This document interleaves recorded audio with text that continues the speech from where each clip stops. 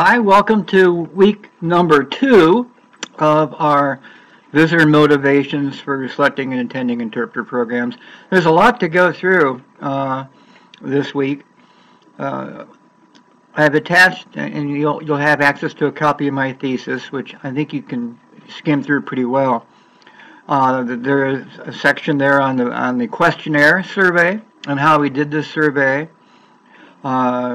We went to campsites and randomly selected days and randomly selected stops and passed out the questionnaires.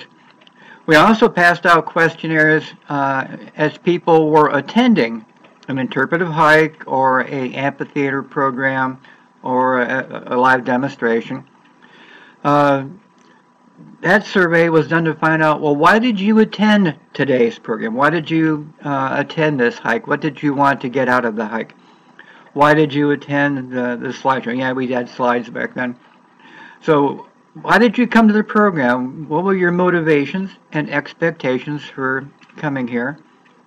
And then the thesis towards the back, look at the summary of what we learned. We found out what kind of program topics people actually wanted.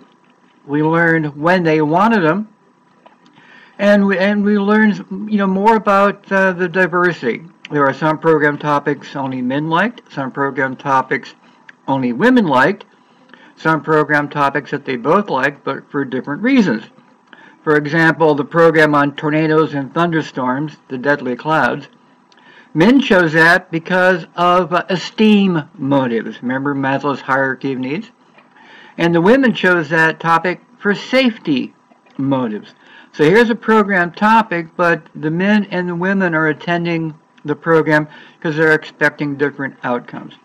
So take your time and go through the thesis. I think you'll find it pretty interesting. And then as we move on from that, again, this course is going pretty quick. It's usually a semester. We get into the topics of exportability. What kinds of program experiences can people take home and use? For example, if you do a program on bird feeders, can they go home and take some blueprints and put up a bird feeder? Or if you do a program on landscaping with native wildlife, can they do that? Or maybe it's a program on researching your family history, and you give them some tools and techniques and a website. And so the exportability is they go home and actually begin to research their family history. So the readings from the textbook, we'll give you information on that. Look at the homework assignments. This is where I want you to think about who your visitors currently really are and who you'd like your visitors to be. I'd like you to think about the program topics that you think they might like.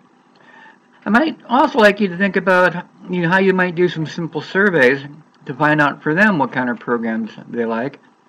And a simple survey tool is when they actually arrive for a program, whether it's in a museum or a park or a historic site. You might have a little survey tool as to why did you come to today's program? What did you hope to get out of it? And you might begin to find out what kind of content they're expecting as opposed to what kind of content you're going to deliver. You don't want to give a lot of answers to questions people aren't asking. So that's what week 2 is about, is to really get you thinking about who your visitors are, why they're coming, what they hope to get from a program.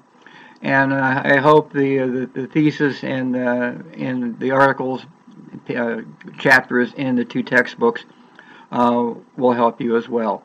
So that's what we got going for week 2. I hope you find it interesting. I hope it really gets you to think.